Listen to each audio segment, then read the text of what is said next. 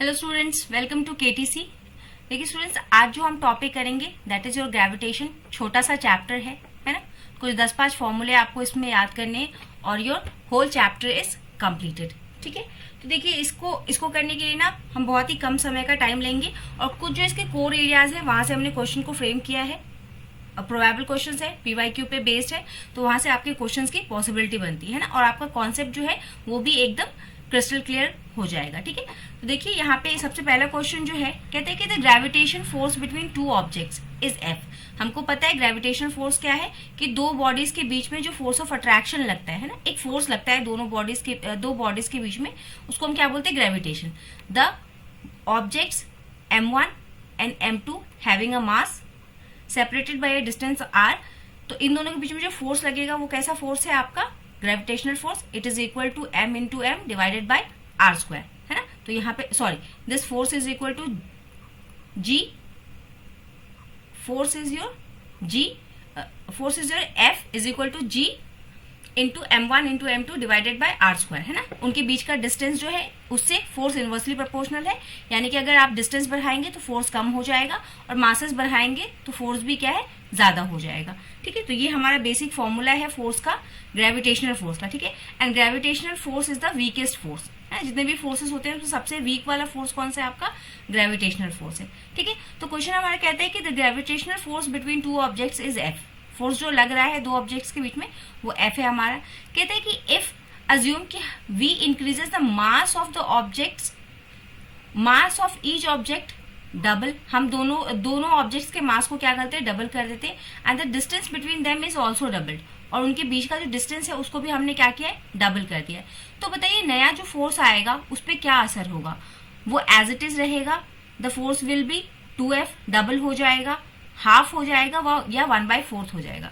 तो देखिए यहाँ पे आपने क्या किया है, दोनों के मासेस को भी आपने क्या किया है, डबल किया है। यानी अगर m1 था पहला मास तो उसको आपने 2m कर दिया है, डबल कर दिया है, और दूसरे मास को भी 2m कर दिया है, और डिस्टेंस को भी आपने क्या किया है, डबल किया है, यानी 2r का स्क्वायर। तो यहाँ भी 4, यहाँ भी 4, ये दोनों 4 क्या है, कैंसिल हो जाएंगे, और the new force will remain as it is. जो पुराना वाला फोर्स और नया वाला फोर्स है वो क्या है, बराबर आ जाएगा आपका ना, कोई भी असर नहीं पड़ने वाला आपका फोर्स पे अगर ऐसा आप करते हैं तो। नेक्स्ट क्वेश्चन नंबर 2 कहता है कि if the acceleration due to gravity that is your small g, acceleration due to gravity क्या होता है हमारा, स्मॉल जी होता है, on the surface of earth is g, है ना। अर्थ की सरफेस पे एक्सेलरेशन ड्यू टू ग्रेविटी कितना है हमारा, जी है। कहते हैं कि what will be its value at a height equal to the radius of earth. जैसे मान लीजिए ये हमारा अर्थ है, इसका रेडियस अगर r है, तो इतनी ही ऊंचाई पे, है ना, इतनी ही ऊंचाई पे अगर हम g डैश पता करने जाएं तो बताइए वो g डैश कितना होगा, है ना। तो ये g डैश कितना हो जाएगा आपका, हाफ हो जाएगा, 3/2 हो जाएगा, 1/4 हो जाएगा, या 1/5 हो जाएगा जो एक्चुअल था। यानी कि g dash will be how much times, या how much times of your g, कितना हो जाएगा उसका, तो ये कितना हो जाता है, 1/4 हो जाता है आपका। ठीक है, अगर हमने जितना उसका रेडियस है उतनी ही हाइट पे अगर हम g डैश निकालेंगे तो हमारा gravitation acceleration due to gravity कितना आ जाएगा, g/4 आ जाएगा। नेक्स्ट क्वेश्चन कहता है, देखिए आपको इसमें क्या क्या करना है, एक ग्रेविटेशन क्या होता है, ग्रेविटेशन का फॉर्मूला क्या है, उस पर किस चीज का क्या असर पड़ता है ना, किसके साथ वो डायरेक्टली प्रोपोर्शनल है, किसके साथ इनवर्सली प्रोपोर्शनल है, ये चीजें आपको पता करने ली है। फिर आपको क्या करना है, एक्सेलरेशन ड्यू टू ग्रेविटी के बारे में पता करना है। देन एक और कॉन्सेप्ट आता है आपका क्या, स्केप वेलोसिटी का। ठीक है, नेक्स्ट क्वेश्चन कहता है कि the escape velocity from a planet depends upon. अगर हमको किसी भी प्लैनेट से स्केप वेलोसिटी को पता करना है तो वो किस किस चीजों पे डिपेंड करता है। स्केप वेलोसिटी मतलब क्या, कि अगर हमने यहाँ से किसी रॉकेट को लॉन्च किया तो हमको कितना वेलोसिटी लगाना है सो दैट कि वो ग्रेविटेशनल फोर्स के बाहर चला जाए, है ना, मतलब कि वो वहां से वापस नहीं आएगा। जैसे अगर हम कोई भी चीज ऊपर फेंकते हैं ना तो वो ग्रेविटेशनल फोर्स की वजह से क्या है, नीचे आ जाती है। तो हम कितनी फोर्स से किसी चीज को फेंके सो दैट कि वो जो ग्रेविटेशनल फील्ड है ना अर्थ का, उसके बाहर चला जाए, है ना, यानी कि उसका अर्थ का ग्रेविटेशनल फोर्स उस ऑब्जेक्ट पे काम ना करे, तो वो क्या होता है, उसका एस्केप वेलोसिटी होता है। जितनी स्पीड से आप फेंकेंगे वो वाला स्पीड। तो कहते हैं कि the escape velocity from a planet depends upon what, the mass of the object, जितना उस ऑब्जेक्ट का मास है, the volume of the object, then the mass and radius both of the planet, planet का mass और उसका radius जो है उस पर डिपेंड करता है, ये डेंसिटी ऑफ द ऑब्जेक्ट या फिर ऑब्जेक्ट की डेंसिटी पे डिपेंड करता है। तो बट ऑब्वियसली बात है कि एस्केप वेलोसिटी आपका किस पे डिपेंड करता है, it depends on the mass and radius of your planet. ठीक है, जितना आपके प्लैनेट का मास है और रेडियस है उस पर आपका एस्केप वेलोसिटी डिपेंड करेगा। क्वेश्चन नंबर 4 हमसे कहता है कि the work done in moving a mass m, एक मास m है, from infinity to a point at a distance r from a mass m, है ना। यानी कि एक हमारे पास मास m है, एक स्मॉल मास m है, कह रहे हैं कि work done in moving this small mass to a point, यहां तक हमको लेना है, to a point where mass capital M is present, और इन दोनों के बीच में डिस्टेंस कितना है, यहां से इसको हम यहां तक लेके आएंगे तो हमको कितना वर्क डन करना पड़ेगा। ठीक है, दोनों के बीच में डिस्टेंस कितना है आपका r। तो बताइए इसके लिए फॉर्मूला क्या होगा। इसके लिए आपका फॉर्मूला होगा G into m divided by r, G positive का G m into M divided by 2r, minus का G into capital M into small m divided by r, या फिर आपका G में माइनस का G m divided by 2r। तो ये आपका क्या आंसर होता है। ये जब आप वर्क डन करेंगे ना, तो वर्क डन जैसे कि देखिए ये बिल्कुल ना इलेक्ट्रोस्टैटिक की तरह है ना। इसमें जैसे कूलम्स लॉ था आपका, दोनों को रिलेट करके याद कीजिए। कूलम्स लॉ था तो वहां पे फोर्स का फॉर्मूला क्या आता था हमारा, K into m1 into m2 q1 into q2 divided by r square, है ना। वहां पे q हो जाता था, यहाँ पे हमारा m है, यहाँ पे भी हमारा फोर्स क्या है, ये भी आपका प्रोपोर्शनैलिटी कांस्टेंट था, ये भी प्रोपोर्शनैलिटी कांस्टेंट है। यहाँ पे q1 q2 था, यहाँ पे m1 m2 होता है, वहां पे भी r स्क्वायर था, यहाँ भी r स्क्वायर है। तो वैसे ही वहां पे जब आप किसी एक पॉइंट को दूसरे पॉइंट की तरफ लेके आते थे तो हमको क्या है, एक नेगेटिव वर्क डन करना पड़ता था, है ना। क्योंकि अगर दोनों लाइक चार्जेस होते थे, जैसे Q1 Q2 लाइक चार्जेस है, तो वो रिपेल करेंगे तो भी हमको क्या है, जबरदस्ती का एक फोर्स लगाना पड़ेगा। और अगर अपोजिट नेचर के हैं तो वो बहुत तेजी से अट्रैक्ट करेंगे, तो भी हमको क्या करना है, बहुत तेज उसको नहीं भागने देना है, एक कांस्टेंट स्पीड के साथ लेके आना है। तो उस केस में भी क्या है, हम उल्टा वर्क कर रहे हैं, है ना, हमको वहां भी कुछ एक्स्ट्रा प्रेशर लगाना पड़ रहा है। तो इसीलिए ये नेगेटिव साइन आ जाता है। तो नेगेटिव साइन तो रहेगा ही, और क्या है आपका यहाँ पे फॉर्मूला क्या बन जाएगा, G into m divided by r। ठीक है, ये हमारा फॉर्मूला बनता है। क्वेश्चन नंबर 5 आपसे कहता है कि 2 satellites A and satellite B are revolving around the earth in a circular orbit। 2 satellites हैं जो कि अर्थ के इर्द गिर्द घूम रहे हैं, एक है सैटेलाइट A, एक है सैटेलाइट B, दोनों अर्थ के अराउंड घूम रहे सर्कुलर ऑर्बिट में eight a height of r। Height कितनी है, r है आपकी, एंड 2r रिस्पेक्टिवली, एक की r है और दूसरे की क्या है, 2r है। थोड़ा दूर कर दीजिए इसको, ये 2r है। ठीक है, तो अब हमको बताना है the radii of their time the ratio of their time period will be what. Distance यहाँ पे सेम है, तो हमको रेशियो बताना है किसका, टाइम पीरियड का। दोनों का टाइम पीरियड क्या होगा, रिवॉल्यूशन का, है ना। तो ये कितना होगा आपका, इसका रेशियो कितना आएगा, इसका रेशियो आपका आ जाएगा, देखिए जो लोग भी आंसर दे रहे हैं ना, √3:8 दे आर द करेक्ट, है ना। इसका रेशियो आपका कितना आएगा, √3/√8 आ जाएगा। नेक्स्ट क्वेश्चन देखिए, क्वेश्चन नंबर 6 कहता है कि a body weighs 100 newton on the surface of earth. एक बॉडी है जिसका वेट कितना है, वेट यानी कि आपका mg कितना है आपका, 100 न्यूटन का है। कह रहे हैं what will be its weight at a height equal to the radius of earth, है ना। वही वाला क्वेश्चन आ गया अभी जो हमने किया था कि g' will be equal to g, कितना टाइम्स हो जाता है, अगर इक्वल r पे हम जाते हैं तो हाइट उतनी ही लेते हैं जितना उसका रेडियस है, तो क्या हो जाता है, नया जो आता है वो 1/4 हो जाएगा। ठीक है, तो 100 का 1/4 निकाल लेंगे तो कितना आ जाएगा आपका answer, 25 newtons. Okay, very simple. Next question number 7 आपका कहता है कि the value of acceleration due to gravity decreases with. कब कब आपका एक्सेलरेशन ड्यू टू ग्रेविटी जो है वो डिक्रीज हो जाता है, when increase in height above the surface of the earth. जब हम अर्थ से हाइट को इंक्रीज करते, अर्थ के सरफेस से हाइट को इंक्रीज करते, जी हाँ, तभी भी हमारा एक्सेलरेशन ड्यू टू ग्रेविटी क्या है, डिक्रीज होता है। Decrease in the depth below the surface, ये भी बात सही है कि अगर उसकी डेप्थ के बिलो अगर हम जाके एक्सेलरेशन ड्यू टू ग्रेविटी को नापेंगे तो भी हमारा एक्सेलरेशन ड्यू टू ग्रेविटी क्या है, वो कम होगा।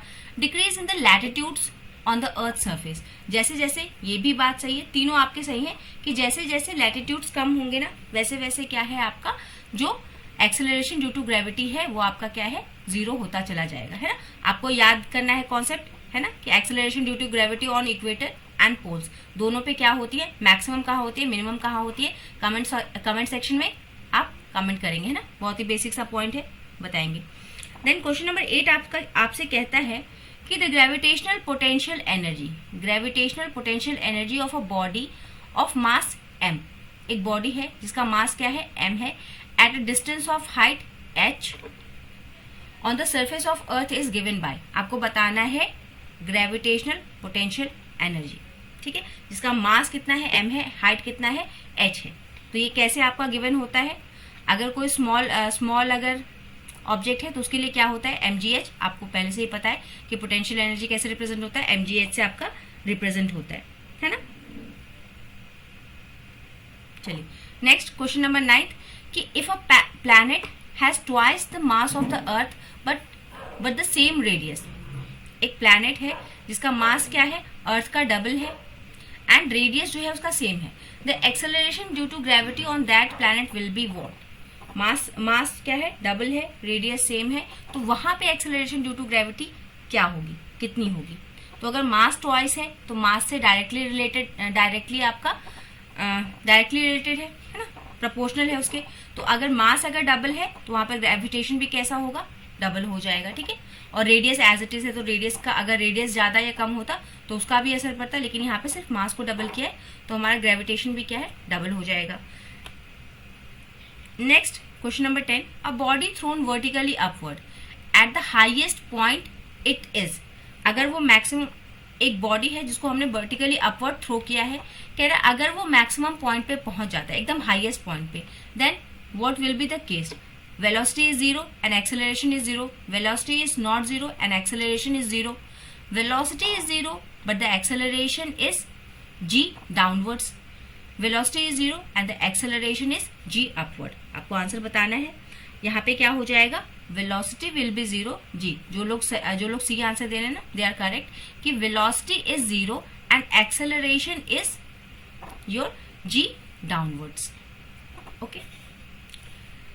Now coming to the question number 11. Question number 11 कहता है कि what if a planet is shrunk to 1/4?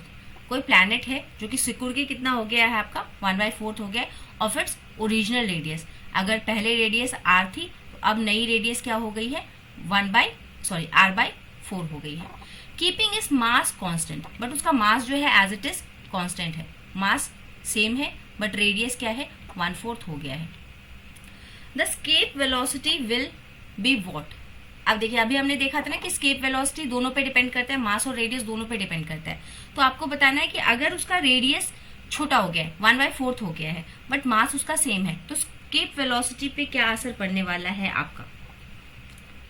तो स्केप वेलोसिटी क्या हो जाएगी, देखिए आपकी 4 टाइम्स हो जाएगी, ये 4 ऊपर चला जाएगा तो escape velocity will be equal to 4 times, है ना, m/r, ये कितना हो जाएगा 4 टाइम्स हो जाएगा आपका, बिकम्स 4 टाइम्स, है ना, सिंपल।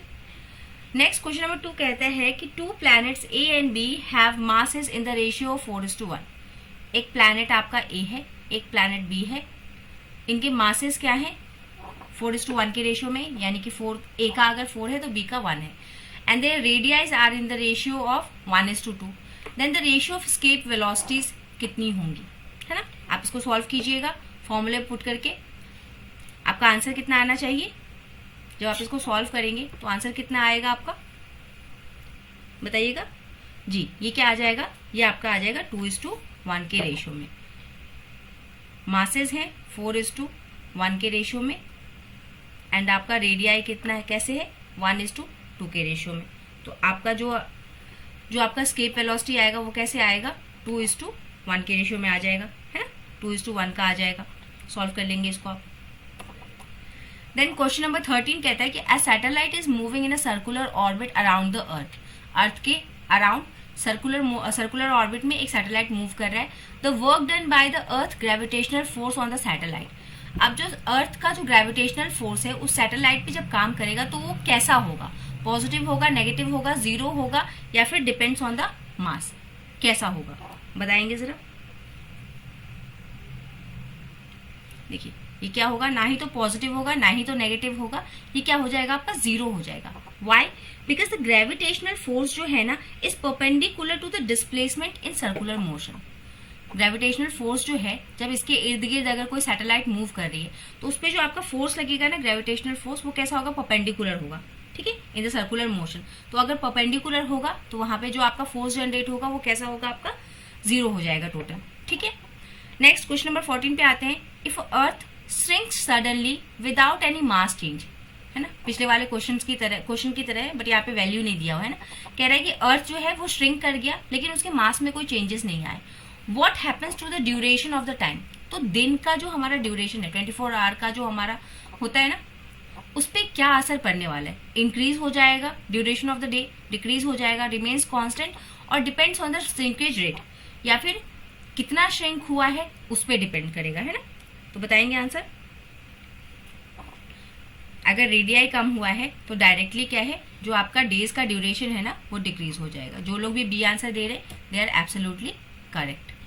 चलिए now coming to the question number 15, कहते हैं कि at what height from the earth surface will the value of g becomes 1/4 of its value at the surface.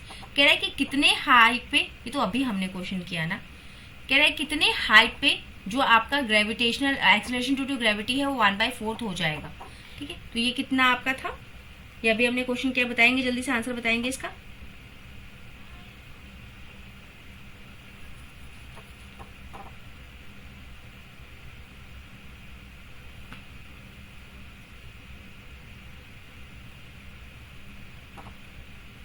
Are पे ना, आर पे ही अगर इतना ही ऊंचा अगर हम लेके जाएंगे तो 1/4 हो जाएगा, है ना।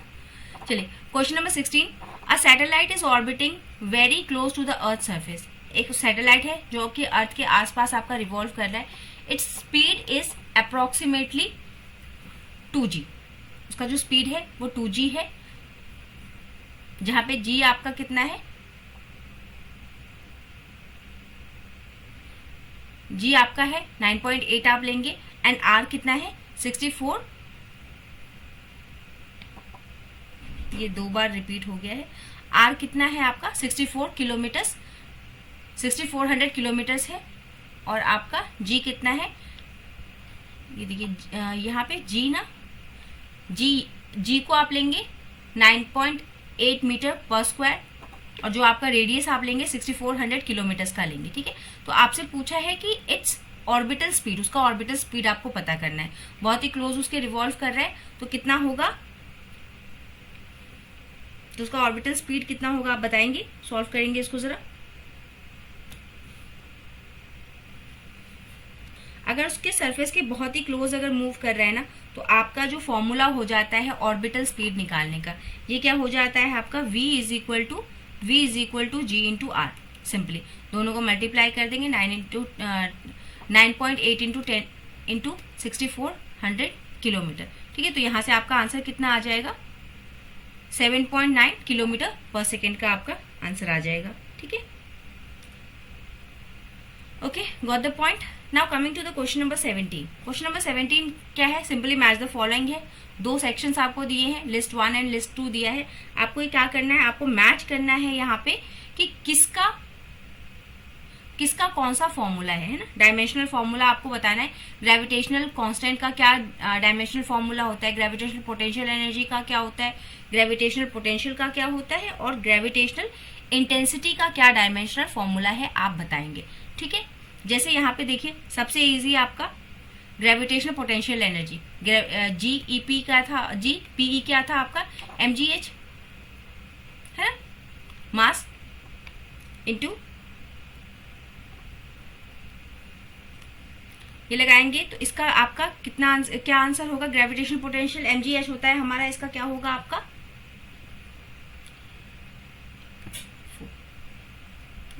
देखिए ग्रेविटेशनल पोटेंशियल का आपका क्या हो जाएगा, dimensional formula it is ml² minus t minus 2, है ना, t की पावर -2, l का स्क्वायर और m, यानी कि m की पावर 1, l की पावर 2 और t की पावर -2। ये किसका है, ग्रेविटेशनल पोटेंशियल एनर्जी का। देखिए 2 का 4 कहीं आ रहा है, 2 जगह पे आ रहा है, यानी कि ये आंसर नहीं है आपका, ये आंसर नहीं है। ओके, नेक्स्ट अब हमको पता करना है ग्रेविटेशनल कांस्टेंट का क्या आपका डायमेंशनल फॉर्मूला होता है।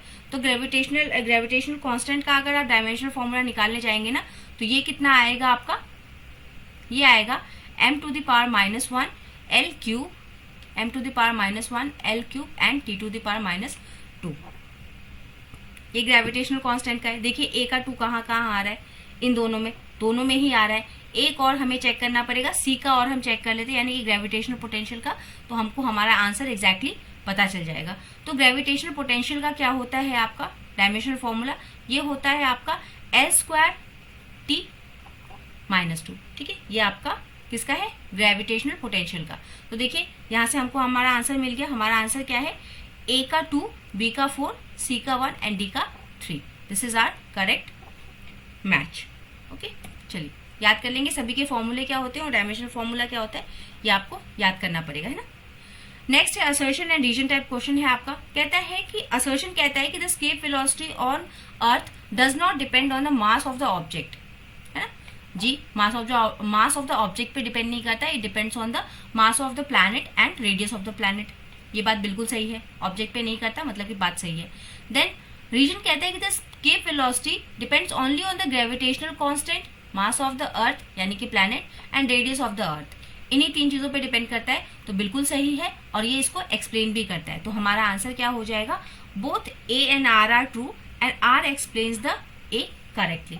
ठीक है, चलिए नेक्स्ट क्वेश्चन नंबर 19 कहता है कि the time period of a satellite very close to the earth is about कितना।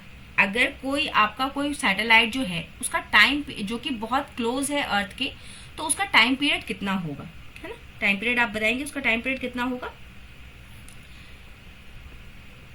45 मिनट्स, 84 मिनट्स, 2 आवर्स या 12 आवर्स। देखिए जो अगर बहुत ही, ये तो एक एज अ फैक्ट याद रखेंगे, वन लाइनर याद रख लेंगे कि जो बहुत ही क्लोज टू द अर्थ जो भी सैटेलाइट्स है ना, उनका जो टाइम पीरियड होता है वो कितने के बीच में वेरी करता है, it is approximately equal to 84 minutes to 90 minutes, है। उसका टाइम पीरियड इतने का ही होता है, इसी रेंज में रहता है आपका। लास्ट क्वेश्चन है ना, छोटा सा चैप्टर था, कुछ ही कॉन्सेप्ट्स को करना है। आपने देखा यहाँ पे कि हमको क्या करना है, ग्रेविटेशन के फॉर्मूले याद करने, उस पर किस किस चीजों का इफेक्ट होता है। देन हमको एक्सेलरेशन ड्यू टू ग्रेविटी का ध्यान रखना है कि किस किस चीजों के साथ acceleration due to gravity increase होती है, डिक्रीज होती है। और फिर आपको क्या करना है, एक एस्केप वेलोसिटी के क्वेश्चंस कर लेने हैं। देन मास और रेडियस में चेंजेस करते हैं तो क्या इम्पैक्ट्स पड़ते हैं, ये सारे कुछ जो एरियाज हैं इनको आपको कवर कर लेना है। देन एक हमने मैच द फॉलोइंग देखा आपका, जिसमें हमने जितने भी ग्रेविटेशनल टर्म्स थे, जैसे कि gravitational potential energy, gravitational potential, gravitational constant, इन सब का आपको फॉर्मूला पता होना चाहिए और क्या है, इसके डायमेंशनल फॉर्मूलाज भी आपको पता होना चाहिए। Last question of the day, question number 20 आपसे कहता है, असर्शन रीजन टाइप है, ऐसे क्वेश्चंस भी आते हैं आपके एग्जाम्स में। तो असर्शन आपसे कहता है कि the gravitational potential inside a uniform spherical shell is constant, है ना। ग्रेविटेशनल पोटेंशियल एक स्फेरिकल शेल के अंदर, यूनिफॉर्म स्फेरिकल शेल के अंदर कांस्टेंट होता है, एकदम सही बात है। रीजन कहता है कि no gravitational field exists inside the uniform spherical shell, exist inside the uniformly spherical shell, उसके अंदर कोई ग्रेविटेशनल फोर्स आपका नहीं रहता, ये भी बात सही है और ये इसको एक्सप्लेन भी करता है ना। तो हमारा क्या हो जाएगा, A and R both are true and R is the correct explanation of A। देखिए ग्रेविटेशनल फोर्स को ना, अगर आपने इलेक्ट्रोस्टैटिक वाला चैप्टर कर रखा है ना, तो बिल्कुल उसके ही सिमिलर आपका क्या है, ग्रेविटेशनल फोर्स है। वहां भी पोटेंशियल एनर्जी है, वहां भी स्फेरिकल शेल वाला कॉन्सेप्ट आता है, यहाँ भी आता है आपका, है ना। वहां आपका फोर्स जो है वो भी आपका डायरेक्टली डिपेंड करता है आपके, वहां पे चार्जेस पे करता है, यहाँ पे मासेस पे करता है। इनवर्सली प्रोपोर्शनल होता है डिस्टेंस बिटवीन देम, यहाँ पे inversely proportional to the distance between them, है ना। मतलब बहुत सी सिमिलैरिटीज है वहां पे और इस चैप्टर में बहुत सी आपको सिमिलैरिटीज मिलेंगी। तो these were the 20 questions for your exam. इससे आपका बेस तो एटलीस्ट जरूर क्लियर हो जाएगा, है ना। बहुत सी चीजें अगर किसी स्टूडेंट नहीं पढ़ रखी है ना, बायो वाले स्टूडेंट्स को फिजिक्स से थोड़ा डर लगता है, तो उनका डर जो है वो थोड़ा बहुत यहाँ से रिलीज हो जाएगा, है ना। देखिए कुछ बेसिक कॉन्सेप्ट्स को आपको क्लियर रखना है, क्वेश्चंस अपने आप सॉल्व हो जाएंगे, ठीक है। Thank you everyone, have a nice and wonderful day. Please do like and subscribe the channel, and if you have any query, any problem, please do the comment in the comment section. Thank you everyone, bye and have take care and have a nice and wonderful day.